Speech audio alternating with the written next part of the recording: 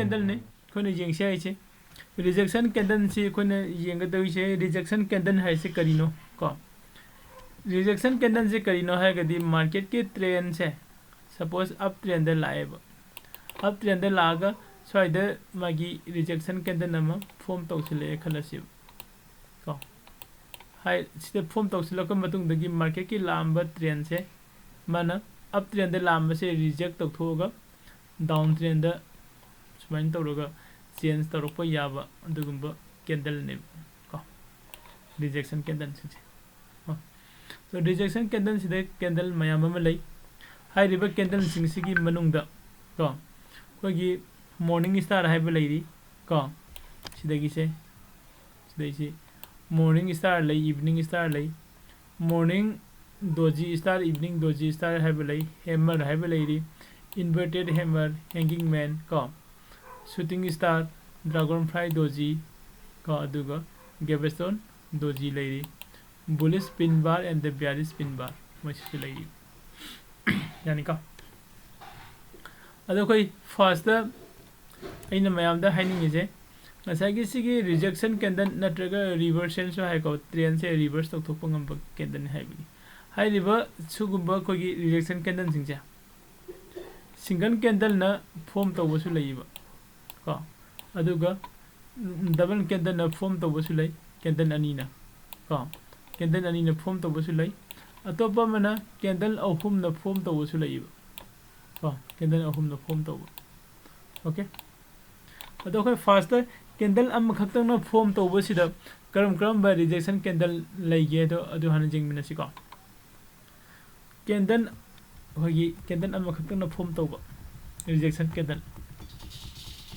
candle am khaktang na form to ba rejection candle se kari kari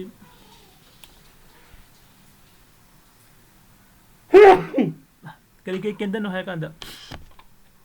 first koi yeng se ai sida ko drawing ang khak tawro ke soina charak pam ko si candle se smaina tawba candle ko uwa fonga kani si candle se makha da form tawraga na khoina hammer hai khangnai ko hammer se form tawraga di market se down trend da lam se up lom da lakpa yare hai bagi kan jingak tuine aduga mathak ta form tawba su yai ko mathak ta form tawraga na hai di market se up trend da laga sida form tawraga di ngasagi hammer hairam sida na muk hanging man haina khangnai hanging man se form tawraga di market se down lom da lakpa jai haina adu su longnai yani ko ade atopa mana ngasagi sigi candle gi mawong se sinataba sigi inverted ogiba ko aidi magi upper shadow sina upper shadow yauraga aduga body na makha da leiba siguma candle si candle se jo kaguma market sina down trend da la kanda hai riba si candle se form to sila ba ko adoi da di si candle se koina inverted hammer hai khangnai ba inverted hammer la ga su market se mathalom da ka pa ya bi chances le ko aduga si gi candle simak samana market sina up trend da la ga ko sida form to sila ba ko sida doi da di si candle se koina shooting star hai khangnai ba yani ko shooting star hai khangnai aduga mu si candle sida magi sigi upper shadow si am sanga ba se koina pin bar ko inverted pin bar ko adai demo thagi ama hammer do hammer sida magi lower shadow si am sanga ba sisu koina pin bar hai khangnai ba ko hai riba candle sing se form tawrokpa matamda ko hoi kari tawgani aduga mana form tawriba mafam sisu kadai da oigadagi haido adusu jingmina si ko hai riba candle sing se koi candle stick ke chart manung chang se la yenga kanda mayam phangani ba nga laitana form tawrokpa yai ko adubu nga laitana form tawraga su form tawreiba mayam do loina makdo aidi inverted hammer form tawre natragana khogi hammer form tawre ko pin bar form tawre haraga market se reject ta tawdo bunte mana rejection tawrok yai se kada waidano haina khone lobo yai haigadi market se sida swaina haidra amaga sida demand zone ama leirambadagi ka khare ko next amu kuma kuma tamda khoi ni jeng se kaino sida demand zone number lagi bani na asai ki market se sida kuma kuma tamda sida demand zone jausi le demand zone se jausi la di market se kar ko yai hai bagi sang du ne khoi jeng se na tra sigi demand zone jausi la ko matam sida pin bar ama form tausi la ga di kar ko ya bagi chances am wang gare yani ko adu de khoi na pami se kaino asai ki rejection candle sing se supply zone natraga demand zone ko atopa mana support and resistance hari basigi mafam sing se sida form tawra ga di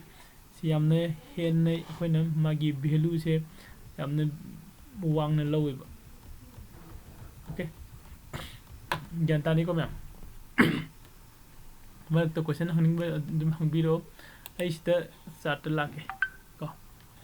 chart lai hojiki khoina just sigi drawing to gi ba cha sei mase log thok ke ko sida yeng chi ba sida kari kari yaw ge na hammer gumba inverted hammer gumba yaw ba yeng chi ba ko hammer inverted hammer pin bar ko yaw gani dum ko adu si daily gi chart ne sa ko na chart jeng ma tam da time frame hai bam su yawi mayam na khangi na tra time frame se is change tawrake daily ki time frame si da di thiba je kitang wa du ma le ko jeng ba su hen phajana ba 5 minutes kum ba de on thorake ko de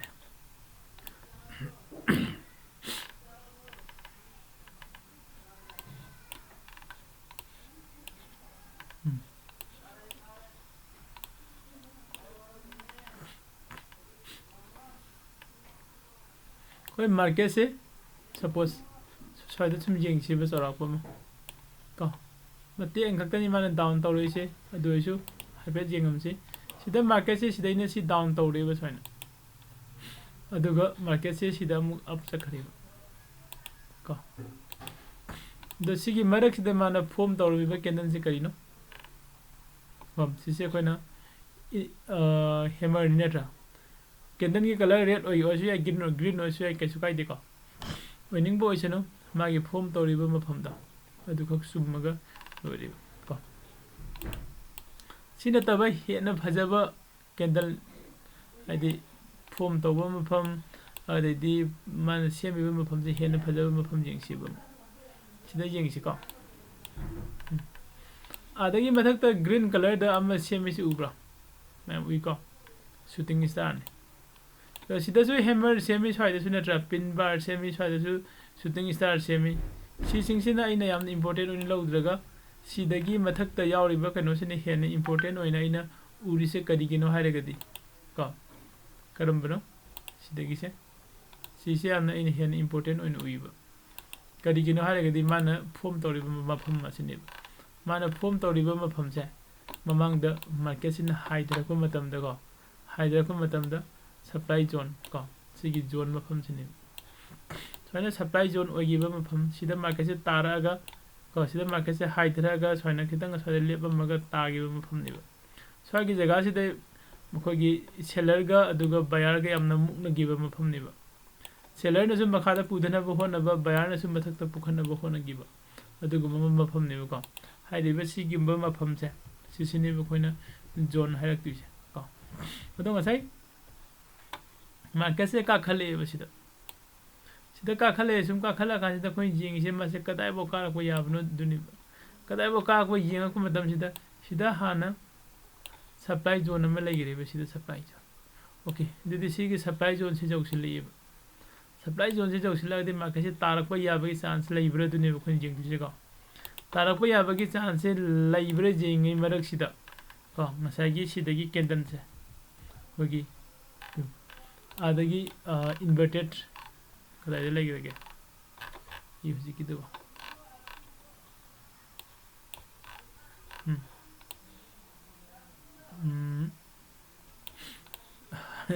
इन जिंग हम तो चीन grammar से ले सिरा okay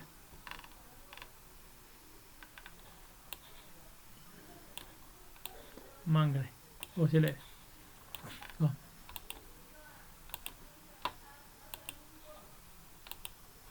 sida leiriba candle se ko sida candle se form tawre okay adudi ngasagi agi supply zone gi man maya sida natraga manung sida sigi akoina pameba hammer adi in magi upper shadow yaw ba lower shadow di yaw deba candle se form tawsileba ko kamaina form tawre no mase kamaina form tawre no haragadi ngasagi market se yingsi ko sida lamiba market se sidagi market se kamaina lakibana uptrend ne bana iswaidagi dum jingbiro uptrend la ko market ni natra uptrend la iba market sida amuk sangsilaga sida hammer form tawsilapane kadaida khogi supply zone da asi form tawsilapani na market se download da la ko yai haibasini khoni entry jeng dise ko adu market loisin ba numit oina tawraga next day da gap down sa khariba ko sigi gap down sa khibase nataba ko adopa mafam da su jengsiba phangani ko dam okay sida su market se ka khale hem kano do khogi hanging man ama seme do market se tagare ai ko me sida ise hanging man sida rate ama mai da yawisi ko silai ade atopa sum jengsi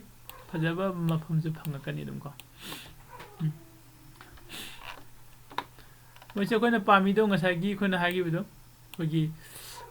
supply zone natraga demand zone da ko supply zone natraga demand zone da form kono to bi ko haibini be candle si adi mafam da form tawraga di hena important oi ko akoina yengbada su hena nungai ni aduga accuracy su adu na wangba si am hele kana gumba question hangningba leira su hangbiro ko koi group se question di pakna hangna de ko sida mu jengsi ko sida yam phajaba ganom phangi yengsi market se sidagi ka khare uptre ko aduga kadaida sida market se high daraga sigi mafam sida ma se demand zone form toromi ko hariba demand zone se form toromaga haga kibuni market se yari ko okay adong asi se market se sidagi taba ma horeba mathak tagi tarako matam sida ko yengsu kadai bau tarako yabno haibidinu yengdise kadai bau tarako yabno haibi ko ni jeng ko matam sida drawing tawraga thamba yai ba hanana ko price range saina hoi tool sama yauri ko hariba tool se lawraga ai drawing tawraga thamba yai ai drawing se kadai dagi sigi daina swai bau si bau ko swai bau se ina dum sigi jaga se na dress si bau jawdaga su sigi matek makhagi kano si kaktang lawraga ko si se ina si demand zone ne haina kano tawraga thamba jai ko color pi background color pi bayai aduga extend to hamba jai left na traga right ai apam bai matungina okay yani ko sane thamme si thamma kan sida market se sida sar hojiki drawing ye podo oh anta han biro ne hoy okay lofam do khangudare ai si muthake ko aduga sida ko gi left side te laiba tool box se sida changbiro aduga sidagi ne arrow laire 1 2 3 4 5 text lai sigi makhagi makha sida changsin biro aduga sida price range saibam jawbune price range sigi price range se lawrani price range se lawraga aina sida masagi aina demand zone aina khaliba area do chap chaba leite ko se ai apam bani adu khitang mafam do khara charapo ma chum halaga dum jai si makai chene ji si ji aba matung sida ai sida mathak ta ai setting ko setting da changaga ai background color kari ohening banoi select to dum jagani okay background color se di demand zone ni green ohele ko atopa mana ai aina sida draw tawise left te extend to honge natraga right khakdang extend to honge se sidagi on off se sida jagani buloi okay ai right side tang extend to honinge kaigena left side ti past ki history ni thudong na ya sumda ꯍꯥꯏꯗꯤ ꯉꯁꯤꯒꯤ ꯃꯥꯔꯀꯦꯠꯀꯤ ꯃꯇꯨꯡ ꯏꯟꯅꯗꯤ ꯑꯁꯣꯝꯗ ꯌꯦꯡꯅꯤꯡꯗꯔꯦꯕ ꯀꯣ okay ꯇꯧꯁꯤꯜꯂꯦ ꯌꯥꯔꯅꯤꯀꯣ okay ꯇꯧꯔꯒ ꯊꯝꯃꯦ ꯑꯗꯣ ꯃꯥꯔꯀꯦꯠꯁꯤ ꯉꯁꯥꯏꯒꯤ ꯑꯥꯗ ꯃꯊꯛꯇ ꯀꯥꯈꯠꯂꯨꯔꯒ ꯍꯥꯏꯊꯔꯛꯄ ꯃꯇꯝꯁꯤꯗ ꯀꯗꯥꯏꯐꯥꯎ ꯂꯥꯛꯇꯣꯏꯅꯣ ꯑꯗꯨꯅꯦꯕ ꯌꯦꯡꯗꯣꯏꯁꯦ ꯑꯩꯈꯣꯏꯅꯀꯣ ꯐꯥꯔꯁꯇ ꯑꯩꯈꯣꯏꯅ ꯌꯦꯡꯕ ꯌꯥꯏ ꯉꯁꯤꯒꯤ ꯑꯣꯄꯟꯁꯤꯗ ꯊꯨꯒꯥꯏꯔꯒ ꯀꯨꯝꯃꯛꯑꯒꯗꯤ ꯀꯣ ꯁꯤꯗ ꯗꯤꯃꯥꯟ ꯖꯣꯟ ꯑꯃ ꯂꯩ ꯍꯥꯏꯗꯤ ꯑꯩꯈꯣꯏ ꯆꯥꯎꯔꯥꯛꯄ ꯑꯃ ꯈꯪꯉꯦ ꯍꯥꯏꯔꯤꯕ ꯗꯤꯃꯥꯟ ꯖꯣꯟꯁꯦ ꯌꯧꯔꯛꯑꯀꯥꯟꯗ ꯀꯣ ꯗꯤꯃꯥꯟ ꯖꯣꯟꯁꯦ ꯌꯧꯔꯛꯑꯀꯥꯟꯗ ꯃꯥꯔꯀꯦꯠꯁꯦ ꯃꯊꯛꯂꯣꯝꯗ ꯂꯥꯛꯀꯗ꯭ꯔꯥ ꯅꯠꯇ꯭ꯔꯒ ꯃꯈꯥꯔꯣꯝꯗ ꯀꯨꯝꯃꯛꯀꯗ꯭ꯔꯥ ꯍꯥꯏꯕꯒꯤ ꯑꯩꯈꯣꯏ ꯀꯟꯐꯥꯔꯃꯦꯁꯟ ꯂꯧꯕ ꯌꯥꯕꯒꯤ ꯀꯦꯟꯗꯟꯁꯦ ꯁꯤ ꯅꯠꯇ꯭ꯔꯥ ꯑꯩꯈꯣꯏꯅ ꯌꯦꯡꯉꯛꯏꯁꯦ ꯁꯤꯗ ꯌꯥꯎꯔꯤꯁꯦ ꯒ꯭ꯔꯤꯟ ꯀꯂꯔꯁꯤꯗ ꯑꯃ ꯐꯣꯝ ꯇꯧꯔꯤꯁꯤ ꯎꯕ꯭ꯔꯥ ꯌꯦꯡꯕꯤꯌꯨ ꯁꯤ ꯀꯦꯟꯗꯜꯁꯦ ꯍꯦꯃꯔꯗꯒꯤꯗꯤ ꯃꯥꯅ ꯃꯈꯣꯡ ꯈꯔ ꯁꯥꯡꯉꯦ ꯍꯦꯃꯔ ꯍꯥꯏꯔꯒꯗꯤ ꯃꯥꯒꯤ ꯀꯦꯟꯗꯜꯒꯤ ꯕꯣꯗꯤꯗꯣ ꯑꯗꯨꯒꯤ 2 times ꯀꯣ ꯃꯥꯒꯤ ꯂꯋꯔ ꯁꯦꯗꯣꯁꯤ ꯁꯥꯡꯒꯗꯕꯅꯦꯕ ꯑꯗꯨꯒ ꯁꯨꯃꯥꯏꯅ ꯀꯥ ꯍꯦꯟꯅ ꯁꯥꯡꯈꯤꯕꯁꯦ ꯁꯤꯅ ꯑꯩꯈꯣꯏꯅ ꯄꯤꯟ ꯕꯥꯔ ꯍꯥꯏꯔꯒꯁꯨ ꯑꯗꯨꯝ ꯈꯪꯅꯩꯕ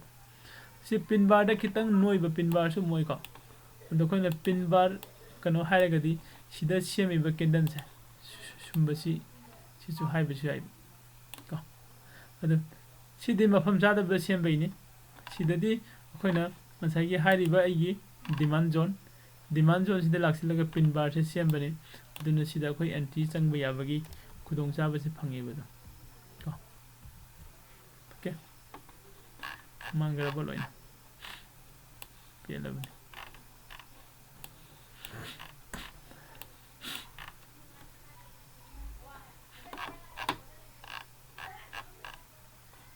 ꯂꯩꯔꯦ ꯑꯗꯨ ꯁꯤꯗ ꯄꯤꯟ ꯕꯥꯔ ꯐꯣꯝ ꯇꯧꯔꯦ ꯑꯗꯣ ꯀꯗꯥꯏꯗꯒꯤ ꯑꯦꯟꯇ꯭ꯔꯤ ꯂꯧꯗꯣꯏꯅꯦꯕ ꯑꯩꯈꯣꯏ ꯀꯣ ꯑꯩꯁꯦ ꯂꯣꯏꯅ ꯃꯨꯠꯊꯠꯂꯛꯀꯦ ꯀꯥꯎꯟꯇ ꯄꯤꯟ ꯕꯥꯔ ꯐꯣꯝ ꯇꯧꯔꯦ ꯀꯗꯥꯏꯗ ꯑꯩꯈꯣꯏ ꯂꯧꯗꯣꯏꯅꯣ ꯑꯦꯟꯇ꯭ꯔꯤꯁꯦ ꯁꯤꯒꯤ ꯄꯤꯟ ꯕꯥꯔ ꯐꯣꯝ ꯇꯧꯔꯤꯕ ꯃꯐꯝꯁꯦ ꯑꯩꯈꯣꯏ ꯗꯤꯃꯥꯟ ꯖꯣꯟꯅꯤ ꯍꯥꯏꯕꯗꯤ ꯑꯣꯜꯔꯦꯗꯤ ꯈꯪꯉꯦ ꯅꯠꯇ꯭ꯔꯥ ꯁꯤꯗꯁꯨ ꯀꯩꯅꯣ ꯖꯣꯟꯁꯦ ꯂꯩꯔꯦ ꯑꯇꯣꯞꯄ ꯑꯃꯅ ꯄꯤꯟ ꯕꯥꯔꯁꯤꯅ ꯇꯥꯔꯒ ꯇꯆ ꯇꯧꯔꯛꯏꯕ ꯃꯐꯝꯁꯤꯁꯨ ꯈꯔ ꯂꯥꯞꯇꯛꯅ ꯌꯦꯡꯉꯛꯑꯒꯁꯨ ꯁ꯭ꯋꯥꯏ ꯖꯒꯥꯁꯦ ꯁꯤꯒꯤ ꯃꯐꯝꯁꯤ ꯖꯣꯟ ꯑꯃ ꯂꯩꯔꯤꯕ ꯁꯤꯗ ꯁꯤ ꯃꯐꯝꯁꯤꯁꯨ ꯃꯥ ꯇꯆ ꯇꯧꯔꯝꯃꯒ ꯀꯥꯔꯛꯏꯅꯦꯕ ꯀꯣ ꯑꯗꯣ ꯁꯤ ꯃꯐꯝꯁꯤꯗ ꯃꯥꯅ ꯇꯆ ꯇꯧꯔꯒ ꯀꯥꯔꯛꯄꯅꯤꯅ ꯑꯩꯈꯣꯏꯅ ꯁꯤꯗ ꯑꯦꯟꯇ꯭री ꯇꯧꯕ ꯌꯥꯔꯤꯁꯦ ꯀꯅꯥꯒꯨꯝꯕ ꯈꯔꯗꯤ ꯑꯩꯈꯣꯏꯒꯤ ꯍꯦꯟꯅ ꯑꯦꯛꯁꯄꯥꯔꯠ ꯂꯩꯔꯕ ꯍꯦꯟꯅ ꯑꯦꯛꯁꯄꯤꯔꯤꯌꯦꯟꯁ ꯂꯩꯔꯕ ꯃꯤꯁꯤꯡꯗꯗꯤ ꯀꯃꯥꯏꯅ ꯑꯦꯟꯇ꯭री ꯇꯧꯒꯦ ꯍꯥꯏ ꯀꯥꯟꯗ ꯁꯤ ꯀꯦꯟꯗꯜꯁꯤꯒꯤ ꯀꯃꯥꯏꯅ ꯐꯣꯝ ꯇꯧꯔꯝꯒꯅꯤ ꯁꯤ ꯀꯦꯟꯗꯜꯁꯤ ꯐꯣꯝ ꯇꯧꯔꯛꯏꯁꯦ ꯐꯥꯔꯁꯇ ꯁꯤꯗ ꯑꯣꯄꯟ ꯇꯧꯔꯦ ꯅꯠꯇ꯭ꯔꯥ ꯁꯤ ꯃꯄꯥꯁꯤꯗ ꯑꯗꯨꯒꯤ ꯃꯇꯨꯡꯗ ꯃꯈꯥꯔꯣꯝꯗ ꯀꯨꯝꯊꯔꯨꯏꯕ ꯔꯦꯠ ꯑꯣꯏꯔꯒ ꯀꯗꯥꯏꯐꯥꯎ ꯀꯨꯝꯃꯝꯃꯦ ꯔꯦꯠ ꯑꯣꯏꯔꯒ ꯁꯤꯐꯥꯎ ꯀꯨꯝꯃꯨꯏꯕ ꯀꯣ ꯑꯗꯨꯒ ꯑꯃꯨꯛ ꯔꯦꯠ ꯑꯣꯏꯅ ꯑꯃꯨꯛ ꯀꯥꯈꯠꯂꯛꯑꯦ ꯀꯣ ꯁꯤꯐꯥꯎ ꯀꯥꯈꯠꯂꯛꯑꯦ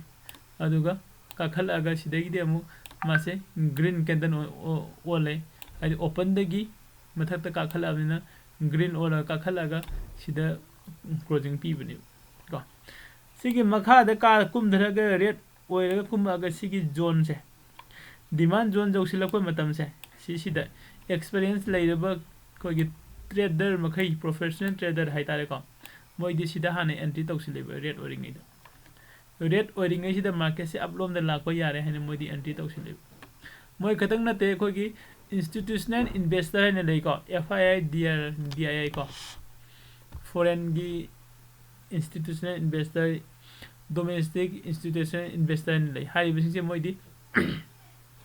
हानन ऑलरेडी कोई प्री ऑर्डर तौर थम्बनी खंदे नत्रगा सी मतमसिदे एंट्री तौवे को सिमा अखोइसु अखोइना पामगदी एंट्री तौब जाय सी जगह सिदा को अदो अखोइ सिगे जगह सिदे एंट्री तौबसे खितंग खक फरक ताय हने लौइको अदो अखोइना मु एंट्री से कदाइदे लौगे हारे कानसिदा मसाइगी सिगी लाइबा अखोइगी कैंडल से होराइजोंटल एरिया से लौगे को होराइजोंटल एरिया से लौरे अदुगा सी कैंडल सिगी बॉडी हाई से हाई सिगी हेंगल लकप मतमदा को सिगी हाई सिगी मथकते हेंगल अगर नेक्स्ट सी कैंडल से कारक को तो सी कैंडल सिदा कोई एंट्री लौवे को सी कैंडल सिदा कोई एंट्री लौबो याय सी कैंडल सिदा कोई एंट्री लौरगा कोई प्रॉफिट कदाइ बो लौबो याबनो आई अपामबने स्टे एंट्री लौरगा सी कैंडल मसामक सिदा आई सिबाउदंग काबदा दुम प्रॉफिट फजना फंगनी next candle ngaye khalo sibaw काबदा दुम हेन प्रॉफिट फंगरे मथंग ngaire khalo sibaw काबदा दुम प्रॉफिट फंगरे याको कनागुम खरना सिदे एंट्री तौरगा सिबाव प्रॉफिट लोगी बिसे पॉइंट कुंथ्रा निफु लोगी बिसे यानीको मैम ज्ञान तानरीब्रो मैम अदो कोना रिजेक्शन कैंडल से करम मफम द फॉर्म तौरगदी हेन इंपोर्टेंट ओय हाइबनो नत्रग मागी वैल्यू से यमना वांगना लौनै हाइ से करम मफम द फॉर्म तौरकान द ओय हाइनो मैम कनानो ता हाइबिरौने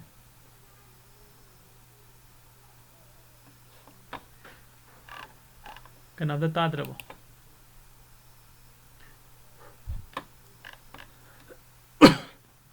Sangeeta तारीब्रो oh rejection candle se karamba mafam da form tawraga ne hena magi value se wangne haine loge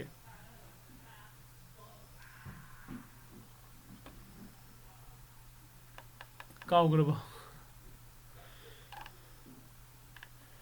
okay supply zone da sir oh supply zone natraga demand zone da ko kogi rejection zone sing sigi manung da natraga maya da ko form tawraga di हाइरिबा candle सिंगसी कोइना यामना मागी value से वांगने लौइ कदिगिनो हारगदी सिगी candle सुमा candle से स्वाइदसु form तौरप याइ नत्रा स्वाइदसु form तौरब याइ कदाय कदाय दनो form दि पुक्तौ तौरब याइबा अदु अखोइना पामिसिदि कदाय दनो मागी जोन मनाक्ता नत्रगा जोन गी मफम दुदा फॉर्म तौबदनि पामिस यानी को स्वाइन तौरगा कोइना हाइरिबा सिगी मार्केट की लेरिबा कनो से डिमांड जोन नत्रगा सप्लाई जोन सिगी मफम सिदा कोगी रिजेक्शन जोन रिजेक्शन कैंडल सिंचे फॉर्म तौबिरगदी को कोई एंट्री तौब याबगी चांसेस याम वांगे को सिमा मैम कौबिरनो को अइना खनबदा अइना मयामदा सुमाइना एक्सप्लेन तौरिसे सुमाइना थोइदोंना कनामतनी एक्सप्लेन तौबिरोय को कबक सबक हैंगिंग मैन है सिनी सिदा सि लेरगा सुमाइना पिनबा है सिनी सिदा मार्केट कुमगा सिदा पिनबा फॉर्म तौरमगदी सिदा एंट्री तौब यारेन अदन तोखिनी बुलोइन अदो मैमनसु ज्ञान तादबसिंगदो अदुम हंगबिरो को कोई ब्रेक आउट तो सर अब तक हंगबिरम ब्रेक आउट तौबदो नत्रा होय अदु ने अनी तंगाउरिजु ओके अदुदी ब्रेक आउट तौबगी येंगसे हाय कांदा इसिदा ड्राइंग हम तौरके को फास्टा अदुगी ड्राइंग से कदाइदा थीसिगे खरा फजबा मफम अमतंग येंगसे कोगी कनोगुंबा चैनल ब्रेक आउट तौबगुंबा नत्रगना ट्रायंगल गुंबा सेमगा ब्रेक आउट तौबको अदुंबा कनो से येंगसे फंगनेन खल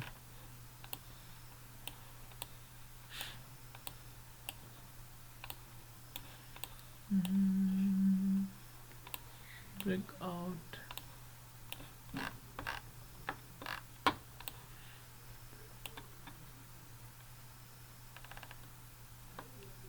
देखो नरांगी कनो द लेबने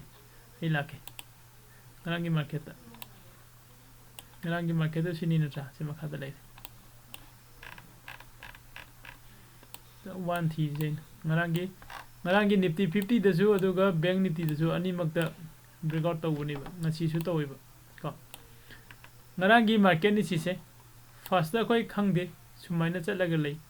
सिदे सुम लागन सुमाइना लाइ को सिसिदा कोइना सिगे ब्रेक आउट से काय लागत्रिङै मतम सिदा को अखोइना हानना ऑलरेडी ड्रॉ तौरगा थमेबा कनो खरा को निफ्टी 50 गी निफ्टी 50 दा कोइना ड्रॉ तौबसे ट्रायंगल नम ड्रॉ तौवे को ट्रायंगल सिगी मागी लो सिदा लौवे को अदुगा हाइना स्वाइदा खरा वांगना लौवे खरा वांगना लौवे अदुगा सिदा मागी कोइना ड्राइंग तौबा मतम दने हाई अनि को लो अनि टच तौगदो हाई अनि लो अनि टच तौरगा स्वाइना तौरगा ड्राइंग तौवे यानी को सिदा हाई अनि 1 2 लेरे मार्केट तारगा सिगी लो अमा लो अनि स्वाइना अइना ड्राइंग तौरे को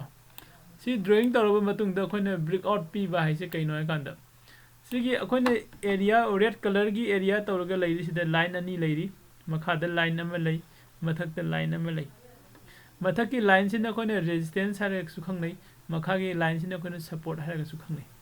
मार्केट से जेंगो मखादा कुमे सिगे सपोर्ट से टच तौरमा हाइगले मथकदा मु कारुई सिगे रेजिस्टेंस थेंगा मु कुमै makada kume support mu touch tawi mathada kare resistance mu touch tawi adu kumba si tagi ko sida ngasai gi sangita na hangai se breakout pi ba hai se karino amtanga hanbiyo se breakout ai se sida isni mathak tani khangde makhada ni khangde leiribe area se sidagi mapan da thorok pa haibani ko maite ron da hairagadi se mapan da thorok pa haiba sida akhona mapan da thore haibe confirm se kamaine logdino hairagadi candle amana sida makharom da ni man thore sinatra si candle sina agi red color gi area manung sida open toraga makhada tareba makhada taraga sigi red color gi kano sigi mapan da ma se matai de ko ma candle se closing period ko closing period sida closing period ko sida closing period adudi high river sigi kano se khogi candle se sigi candle sina sida khoi break out tawrene logdui ne break down ko makharom da ma se out oire haide logdui confirm tawdui ne si confirm tawraba matung da ikadai de entry tawdui no haiba ko kana guma kharna sigi direct candle sida entry tawsin ba yawi risk wangi ko kana guma kharna sigi next candle sida entry tawba yawi sigi next candle sida entry tawgani akhogi group ta trade tawmina gadi ko haidi kari gino hare gadi sida soine breakout se pin maga mu hanjin gi ba yawi ba yani ko amu hanjin garagadi loss oi ba mi su yaw nei ko adu loss oi dana ba khoina sida breakout pin maga sai next candle se sida khoina sanga gadi ma se manungom da hanjin bagi chances to yam neme yani ko aduna ngasagi sida ngasagi breakout pi river candle se kari no nei sigi breakout pi river candle se sigi magi ko body gi makha natraga low gi makha sida candle se pass tawra kanda khushte entry lo ba yai natraga na sigi body se makki makha se sida so ko entry lo ba yai ko condition tungan ba condition du condition se makhan lei ko khoina kano si yeng ba yai khogi next ki form tawrai ba candle se karam ba makhan gi candle no de maru bujuga hai ba lei ko candle natra ade shadow yaw da ba upper shadow yaw da ba candle ga form tawraga di dum direct tang sin la su yare ga hai ba sina hai khoina direct khoi trade tawra kan da live ta khogi group oina mayam trade tawminari natra sigi trade se mayam yawra kan da hena khanga kani ko entry tawbum se okay kana gum khar na hai kani sigi candle se red se de entry taw ga kari gino hare ido sagi suppose sida akogi support line se leire khona draw tawro thame market se tare sida suppose se touch tawro khu matam da sida gi green candle je hana red oirame ko si shadow je hana red oirame ni open tawro makha da kum bani mana red oiringai matam se sida koi market ki mathal om na ka bagi da entry toksilo haibani ko hayamai sum yawra kani ko live trade tawro kanda red ta chango horen green na thu oga have yawna kani ko sigi candle sina makha da high da ngai matam se sidai haigat pagi di entry taw ko si touch tawrum da ma se ka gi ni ko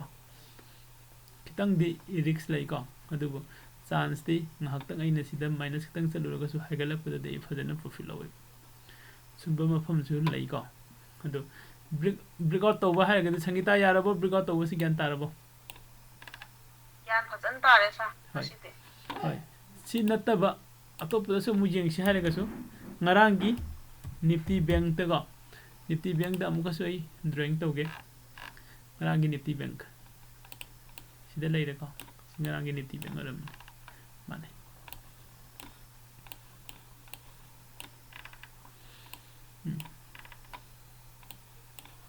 sina ngarangi nifty bank ne koina hatta heng trade taw matam dam section na tawani ko trade se adi mangninga yamno oi ba sida mangba ya bagi chances yam wangi ba mangsu mangi ni sumang mangwa hebe su mu yaroi ba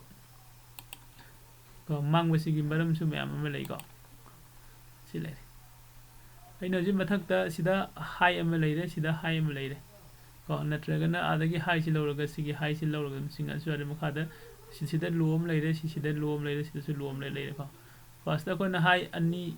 ade low ani phanga kan de side draw tawre khalasi ko kitanga sing tho yani ko ma pull up se singa ga tawre khalasi side okay sida sida yenga se benga sagi ina breakout tawramaga sangsin gi ba hai do bank nifty de subsan tho mi sing bi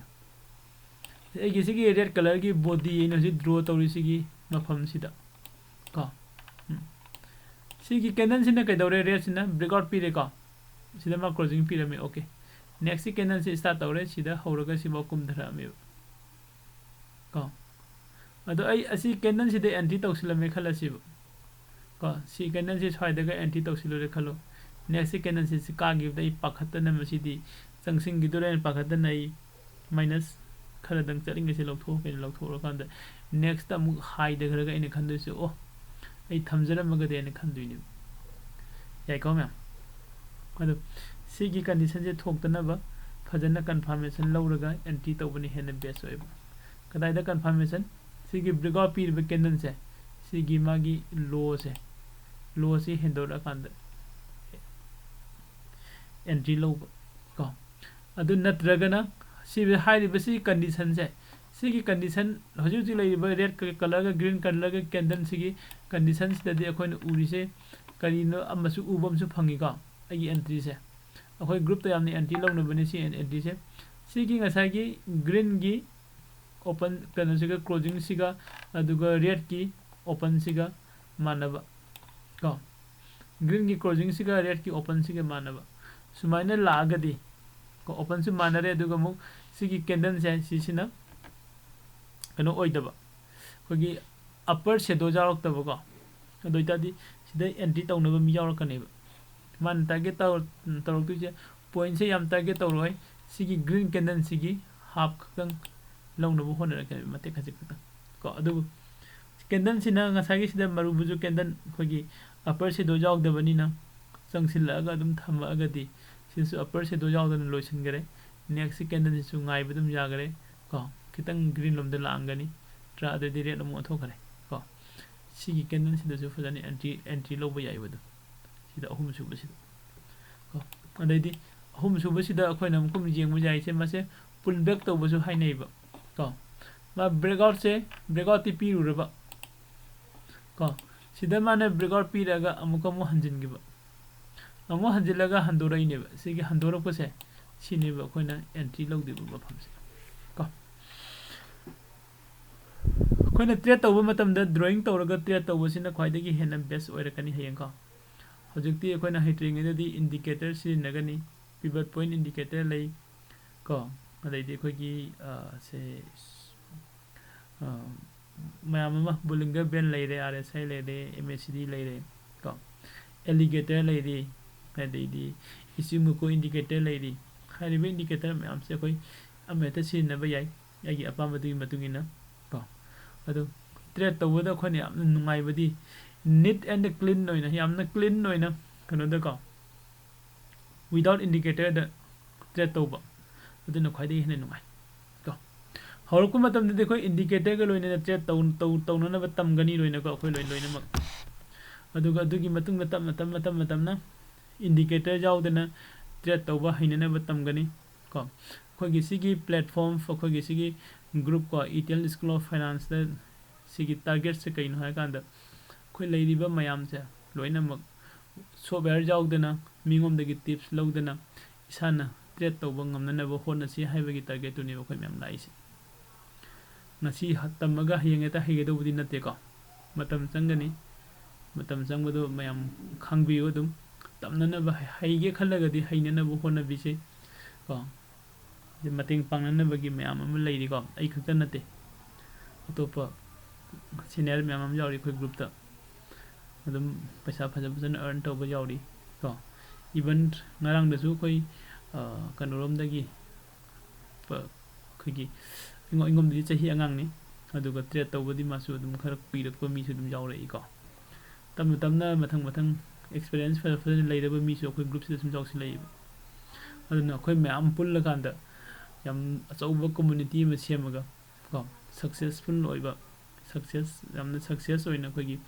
ꯇ꯭ꯔꯦꯠꯁꯦ ꯇꯧꯕ ꯉꯝꯅꯅꯕ ꯍꯣꯠꯅꯃꯤꯟꯅꯁꯤ ꯑꯩꯈꯣꯏ ꯃꯌꯥꯝ ꯑꯗꯨ ꯄꯨꯡꯁꯨ 9 ꯇꯥꯁꯤꯜꯂꯛꯑꯦ ꯀꯣ ꯑꯩ ꯔꯦꯀꯣꯔꯗꯤꯡꯁꯦ ꯁ꯭ꯋꯥꯏꯗ ꯂꯣꯏꯁꯤꯟꯒꯦ ꯑꯗꯨꯒ ꯀꯣ ꯀꯣꯏꯁꯟ ꯑꯟꯁꯔ ꯂꯩꯔꯒꯗꯤ ꯑꯃꯨꯛ ꯌꯦꯡꯃꯤꯟꯅꯁꯤ ꯀꯣ ꯃꯌꯥꯝ